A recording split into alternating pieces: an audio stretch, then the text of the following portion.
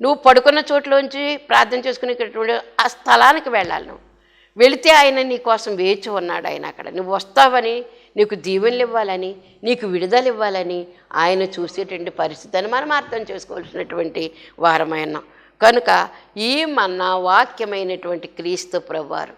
క్రీస్తు ప్రభువే వాక్యము, వాక్యమే క్రీస్తు ప్రభు. ఆ మన్నాయే ఈ యొక్క యేసు క్రీస్తు ప్రభువారు.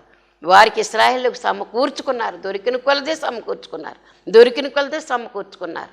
శ్రమపడ్డారు, ప్రయాసపడ్డారు. ఈ వాక్యం ఎక్కడ దొరుకుతుందో నువ్వు వెళ్ళి సమకూర్చుకోవాలి. నువ్వు వాక్యం దొరికేటువంటి ప్రదేశానికి నువ్వు వెళ్ళవలసి ఉంది. మరి కనిపెట్టే సమయానికి నువ్వు వెళ్ళవలసి ఉంది. అక్కడ ప్రభువు వస్తారు, నీతో మాట్లాడతారు, ఆయన దిగి వస్తారు, నువ్వు ఎక్కి వెళ్ళాలి. సినాయి పర్వతం మీదకి మోషే గారు ఎక్కి వెళ్ళారు. ఆ పర్వతం మీదకి ఆయన దిగి వచ్చారు, పరిశుద్ధ స్థలంలో నుంచి దిగి వచ్చారు. కనుక నీవు ప్రార్థన చేసుకునే స్థలానికి వెళ్ళు, ఎక్కడ వాక్యం దొరుకుతుందో అక్కడికి వెళ్ళు. వెళితే కనుక మంచి ఏంటో చెడ్డేంటో, అది జ్ఞానం ఏంటో వివేకం ఏంటో తెలుస్తుంది.